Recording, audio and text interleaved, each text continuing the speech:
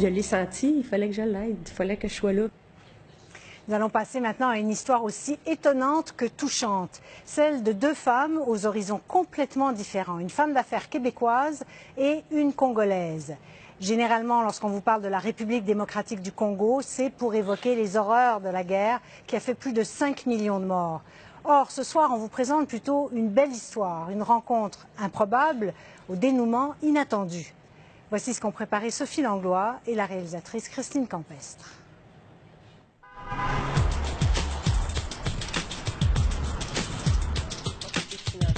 Il est arrivé un moment dans ma carrière que je me suis dit, wow, moi, je réussis bien, je travaille, mais c'est stressant, ça va vite, on n'arrête pas. Je me suis dit, bon, là, c'est le temps. C'est le temps pour moi d'aller voir comment je peux faire pour aider. Donc, je suis partie.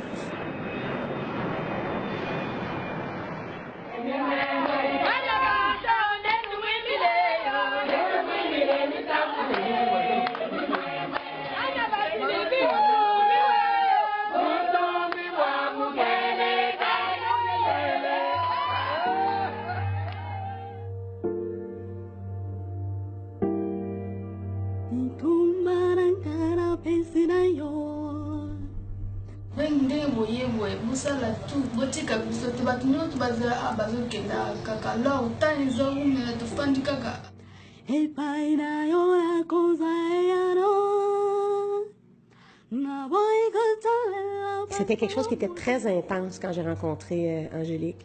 Je l'ai pris dans mes bras, c'est comme j'avais jamais vu quelque chose comme ça, puis je voyais que cette petite-là, il y avait quelque chose en elle. Je me disais, mais ça se peut pas. Je veux dire, imagine si moi j'étais prise d'une condition comme ça.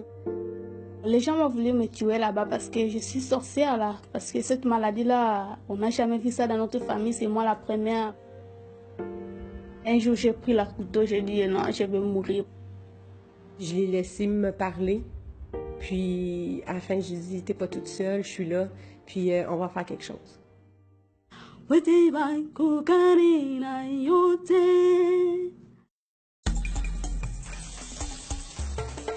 je travaille pour essayer de ramasser des fonds. À chaque fois que je parlais de ça des gens, je pense qu'ils voyaient mon émotion, ils savaient que j'avais fait une promesse et que je lâcherais pas, fait que j'ai pas arrêté d'en parler pendant des mois et des mois et des mois.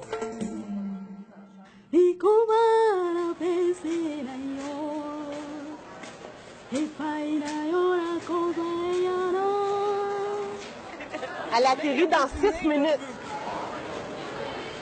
Moi, l'objectif, c'était qu'elle arrive à l'aéroport. Angélique! Oh, ma belle!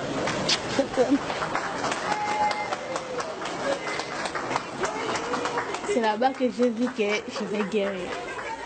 J'ai pris un peu. C'est là-bas que j'ai dit, oh Dieu, tu as fait quelque chose. Ouais. C'était un accomplissement. Parce que je savais que la minute qui était rendue, pour moi, j'avais fait ma partie. Maintenant, c'était le côté médical qui était pour rentrer.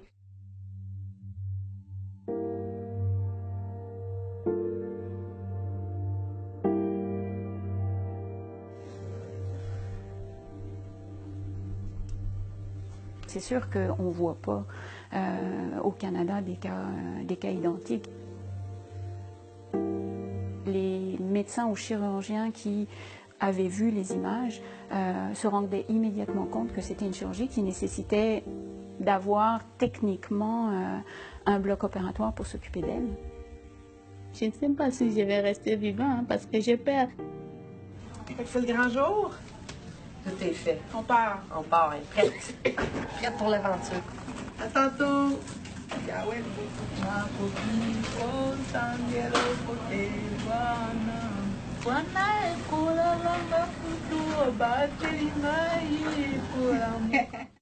Quand ils ont dit c'est fini, ça a bien été. Wow. Et qu'elle est belle, as-tu vu ça, toi? As-tu vu ça, le beau foulard, les belles couleurs, le rouge à lèvres? Quand tu as du rouge à lèvres, comme ça, c'est parce qu'ils sont guéris. On est une semaine plus tard, puis les plaies sont belles, elle va super bien, il n'y a eu aucune complication. Ça, je pense que c'est notre réussite. Ça. On aura cette fierté-là, en tout cas.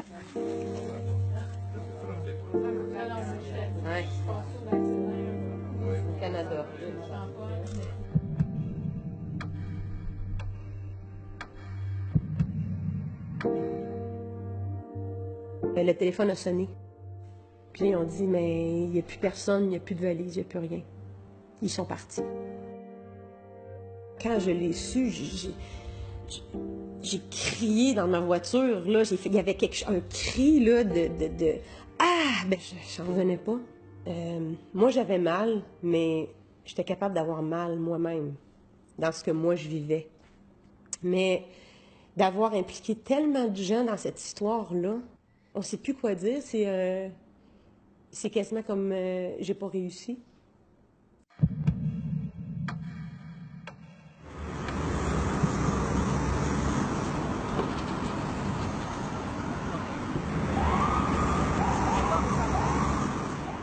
J'ai dit, maman Sylvie, tu m'as aidé. Oui, tu m'as aidé, je suis reconnaissante.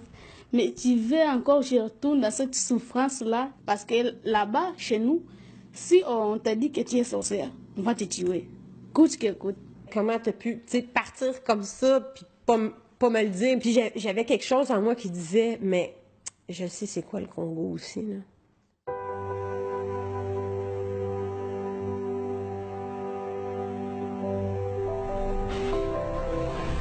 On va aller magasiner avec maman, s'il vous plaît. Ah, on va garder les choses, s'il y en a de belles choses. Aujourd'hui, je me dis, maintenant, être ici, je veux la suivre, je veux la garder proche de moi pour être un coach, un peu, être à côté d'elle, l'accompagner. Vous y avez pardonné? Oui, oui.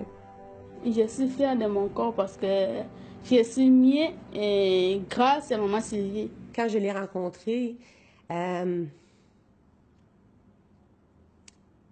je sentais sa tristesse, son désarroi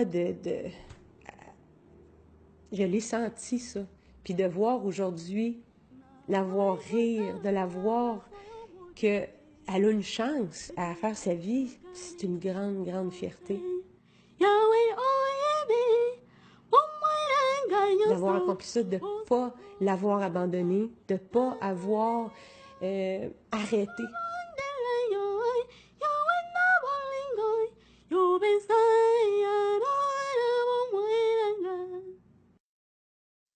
Sophie, un mot sur Angélique. Est-ce qu'elle s'intègre bien? Très bien, Céline. Vous savez, cette voix qu'on entend dans le reportage chanter, c'est Angélique qui chante pendant qu'elle fait des tresses dans un salon de coiffure à Montréal-Nord. Donc, elle a déjà ce petit boulot. Elle chante dans la chorale de son église et elle apprend le français à la vitesse grand V. Donc, c'est vraiment une histoire d'intégration spectaculaire jusqu'à maintenant. Dans votre reportage, il y a plusieurs choses étonnantes, notamment le fait qu'elle ait été acceptée si rapidement, alors qu'on est habitué à entendre des histoires de familles de réfugiés qui attendent des années avant d'être finalement renvoyées chez elles. Alors, c'est la nouvelle procédure de la Commission de l'immigration et du statut de réfugié. Ils ont embauché ou réembauché des fonctionnaires et des commissaires pour accélérer le traitement des demandes, qui est maintenant de 3 mois. Et est-ce qu'on en accepte moins? Alors oui, on en accepte moins, mais malgré tout, le Canada demeure l'un des pays avec les plus hauts niveaux d'immigration au monde par habitant, deuxième derrière les États-Unis, mais ces niveaux-là baissent tranquillement. On peut regarder les chiffres si vous le voulez. Alors, si l'on se fie sur les prévisions pour 2013, le nombre d'immigrants aura baissé de 5 % par rapport à celui de 2010 et on acceptera cette année que 28 800 réfugiés. C'est une baisse de 13 % depuis 3 ans. Quand même. Merci beaucoup, Sophie. Je vous en prie.